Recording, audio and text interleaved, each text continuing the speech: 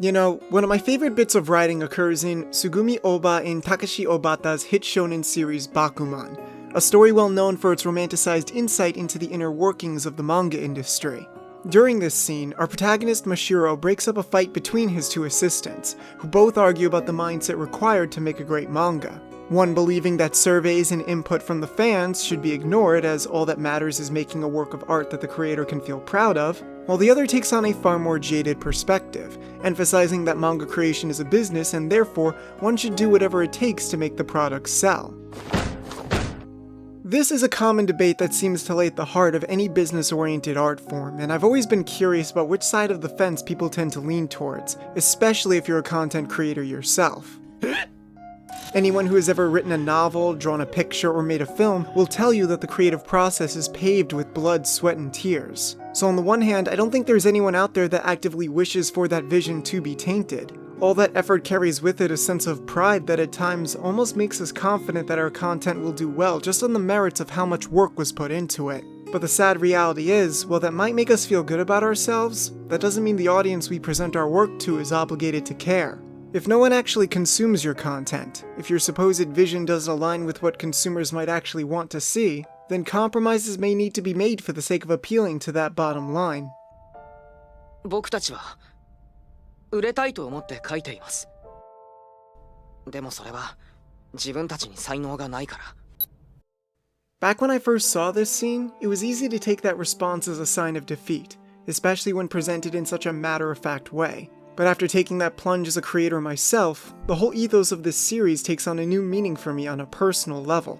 As a YouTuber, I'm constantly blown away with how far the platform has come, growing into something that can jumpstart entire careers in unique forms of entertainment. But while some might question comparing my experiences with that of our dual protagonists, I'd be willing to argue that the usual frustrations and trials we all put ourselves through aren't always relegated to a specific art form, because the struggles of an artist can be seen as universal.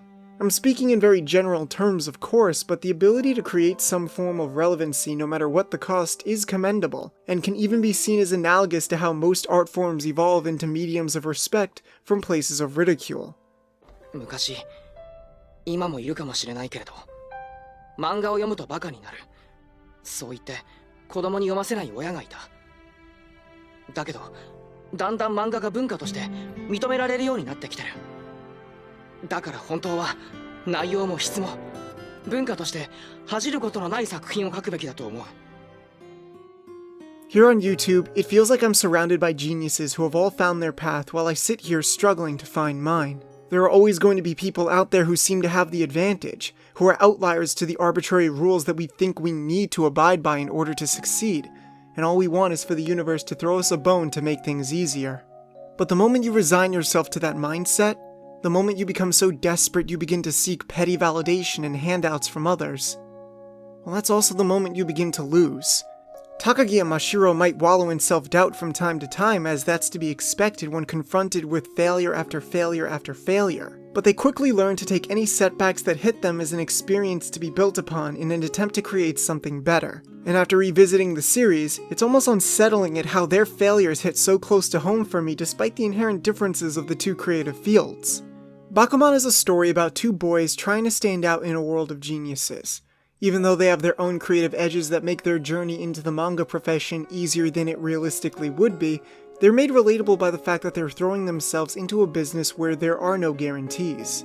They realize this right at the beginning when they try to get their first serialization before graduating high school, just because somebody else did. But they very quickly realize that their soon-to-be rival is very much the exception to that rule. It also doesn't help that their style is often seen as unorthodox for a platform like Shonen Jump, as opposed to others who make the exact kind of content that the magazine was built around.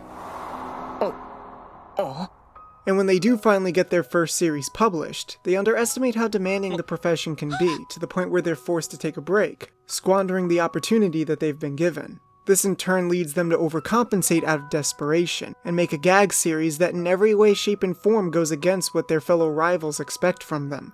But even though they're technically put back on the path to achieving what they want, the last thing they feel is happy about how they got there. And they even take it upon themselves to cancel their own series in an attempt to raise the stakes even more.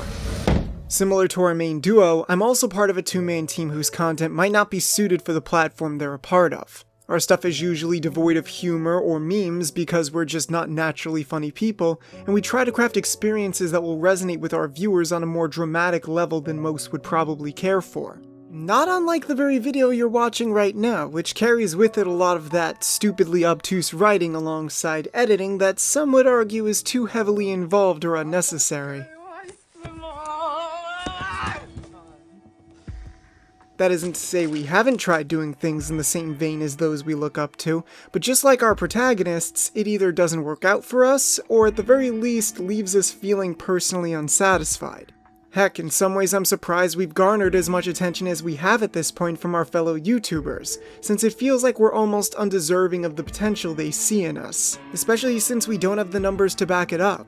Whether it's being a mangaka or making videos on YouTube, business is business, and not only are you dropped the moment you lose popularity, but it's also accurate to say that if you're not popular, then you might as well not exist as far as the general masses are concerned.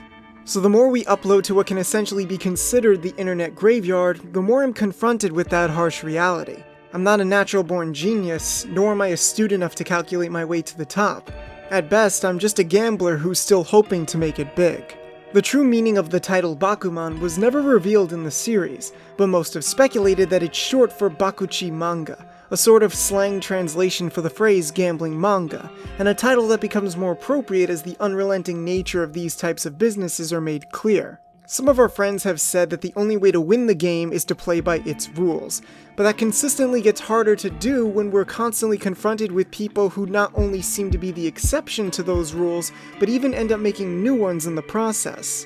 I'm sure we've all thought at one point, why can't that be us? Why can't we be the game changers? And the funny thing is that Bakuman isn't saying you can't be. Even a gambler can become a game changer if they just approach things the right way at the right time, but that right time will never come unless you keep trying. Because eventually, Ashirogi Muto's failures do pay off. They're able to become successful by finding that compromise between what the audience wants and what they want to put out, even making note of how it's a success that could only be born from their specific failures beforehand. Don't believe me? Just look at the fact that Obata and Oba also worked on Death Note before this series, which is also very much a franchise that went against and evolved far beyond the magazine it was published in, to the point where we can't imagine the community without it. Even if you're annoyed at its new live-action Netflix film that's coming out, the fact that we're still talking about this series almost 15 years later speaks to the story behind Death Note's creation in and of itself. You could even argue that Bakuman is a reflection of how Death Note came to be. We all wish we could become successful with ease after watching so many other creators do so.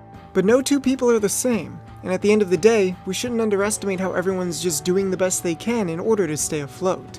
Even if we don't always agree with their approaches, there's no shame in working with whatever feels right for you at the time.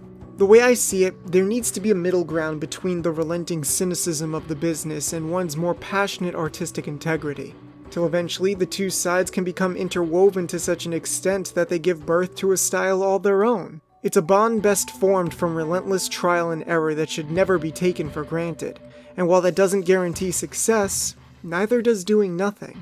So maybe we haven't failed enough, maybe we haven't compromised enough, or maybe we really aren't trying as hard as we can. Regardless of what my reasons for failure might be, nothing will change if we just sit back and do nothing. If the universe or anybody else wants to push us down and say that we're not good enough, then I'll just grip my pen and adapt as best I can. Because even though we might not be seen as a worthy rival now, maybe, just maybe we will be. You know what they say, nothing can happen till you swing the bat.